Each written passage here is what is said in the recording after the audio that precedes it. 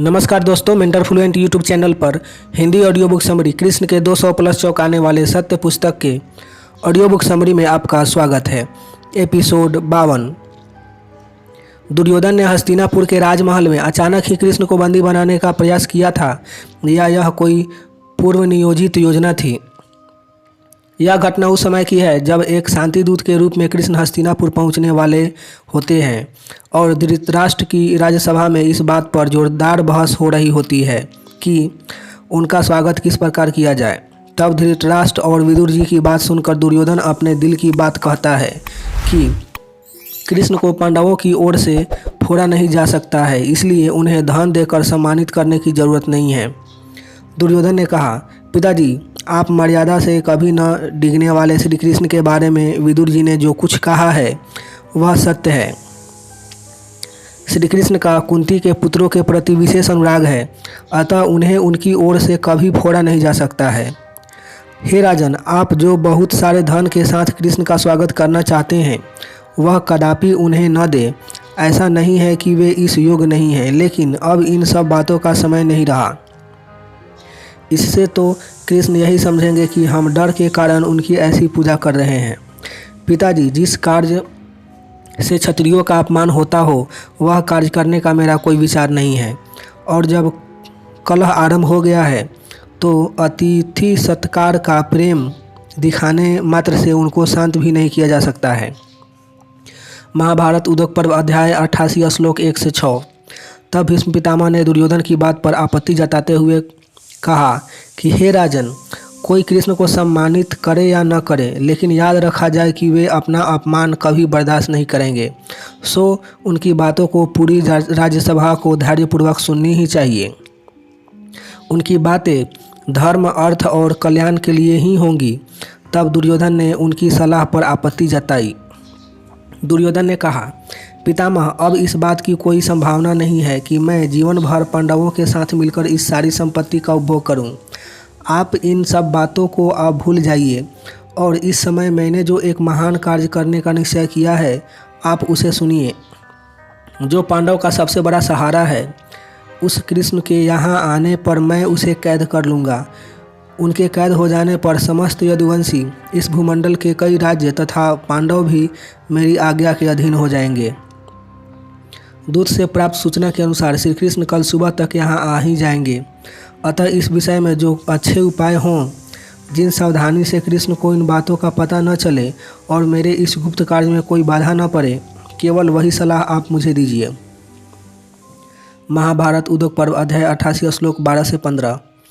महाभारत में वर्णित दुर्योधन की उपरोक्त साफ गोई से स्पष्ट है कि कृष्ण के कैद किए जाने की योजना पूर्व नियोजित थी। दुर्योधन ने कोई आवेश में आकर कृष्ण को बंदी बनाने की नादानी नहीं की थी, बल्कि उसकी सुनियोजित चाल थी।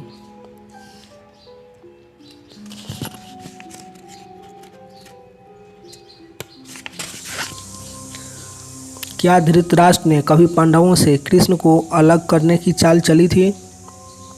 यह बात सही है कि धृतराष्ट्र ने युद्ध से पहले ऐसा कुछ करने का प्रयास किया था। महाभारत के अनुसार जब हस्तिनापुर की राज्यसभा को दूत ने बताया कि कृष्ण एक शांति दूत के रूप में यहाँ आ रहे हैं तथा कल सुबह तक नगर में पधार सकते हैं, तो कुटिल हृदय वाले धृतराष्ट्र अपने राज्य के प्रधान सचिव विदुर जी से कृष्ण के स्वागत के बाबत आदेश देते हुए जो कुछ कहते हैं उसे सुनकर विदुर जी का दिमाग भरना जाता है कि कहीं महाराज पगला तो नहीं गए हैं। उस समय धृतराष्ट्र ने जो कुछ कहा वह उन्हीं की जुबानी सुनिए। तो उन्होंने कहा, हे विदुर, मुझे सूचना मिली है कि कल यहाँ कृष्ण आ रहे हैं। वे यादवों के अगुआ हैं और महान हैं, उनके स्वागत में कोई कमी नहीं होनी चाहिए। मैं तुम्हारे सामने ही श्री कृष्ण की कैसी खातिरदारी करूँगा वह सुनो। वाहलिक देश से लाए हुए एक ही रंग के 4 सुंदर घोड़ों से जुते हुए 16 सोने के रथ मैं उन्हें दूंगा। उन्हें 8 मत वाले हाथी, सोने के गहनों से लदी 100 कुमारी नौकरानियाँ, उतने ही नौकर तथा भेड़ के ऊन से बने 18,000 मुलायम कंबल दूंगा। चीन देश में बने मुलायम मृगचर्म कृष्ण जितना लेना चाहें मैं वह दे दूंगा। मेरे पास एक तेजस्वी मणि है उसके साथ साथ मेरे पास जो खच्चरियों से खींचा जाने वाला एक रथ है, जो एक दिन में 14 योजन तक हाँका जा सकता है, वह भी दे दूंगा। कृष्ण के साथ जितने सेवक और वाहन आएंगे, उन सभी को औसत से 8 गुना ज़्यादा भोजन दूंगा। हजारों सजी धजी वेश्याएँ उनकी अगवानी के लिए पैदल नहीं चलेंगी। उनके अलावे नागरिकों की जो बहु बेटियां पर्दा न करना चाहें, वे सभी जा सकती हैं। दुशासन का महल दुर्योधन के महल से भी भव्य है, अतः श्री कृष्ण को उसी में ठहरने की व्यवस्था की जाए। मेरे और दुर्योधन के पास जितना भी रत्न है, वे सब इसी बगल के कमरे में रखे हैं। उनमें से कृष्ण जो जो लेना चाहें उन्हें दे दिए जाएं। महाभारत उद्योग पर्व अध्याय 86। इतना सुनकर विदुर जी थोड़ी देर के लिए अचरज में भले ही पड़ गए हो, लेकिन जल्द ही उन्हें कपटी हृदय वाले धृतराष्ट्र की मंशा का अनुमान हो गया। तब उन्होंने महाराज धृतराष्ट्र से कहा कि हे राजन, आप उदार दिल वाले दानी हैं और अब आपकी उम्र भी बहुत हो चली है, सो यह बात आपकी प्रतिष्ठा के अनुकूल ही है। परंतु हे महाराज, आप सरल बनिए। विदुर जी ने कहा, हे राजन, आप सरलता को अपनाइए। मूर्खतावश कुटिलता का आश्रय लेकर अपने बेटे, पोते तथा संबंधियों का सर्वनाश न कीजिए। महाभारत उद्योग पर्व अध्याय 87 श्लोक 5। उन्होंने आगे कहा, मैं अपने शरीर और सत्य की शपथ खाकर कहता हूँ कि आप धर्म पालन के उद्देश्य से या कृष्ण का प्रिय करने के लिए उन्हें ये सब वस्तुएं नहीं देना चाहते हैं। प्रचुर दक्षिणा देने वाले महाराज, मैं सच कहता हूँ कि यह सब आपकी माया और प्रवंचना मात्र है। आपके इस ऊपरी व्यवहार के पीछे छिपी आपकी जो मंशा है, उसे मैं समझता हूँ। महाभारत उद्योग पर्व अध्याय 87 श्लोक 7 से 8। विदुर जी ने कहा, आप धन देकर महाबाहु श्री कृष्ण को अपने पक्ष में लाना चाहते हैं और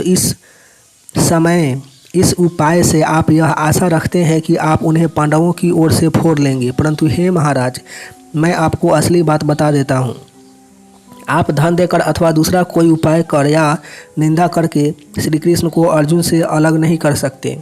महाभारत उद्योग पर्व अध्याय 87 से 87 श्लोक 10 से 11। इस तरह महाभारत के उपरोक्त श्लोकों से स्पष्ट हो जाता है कि धृतराष्ट्र ने कृष्ण को अपने धन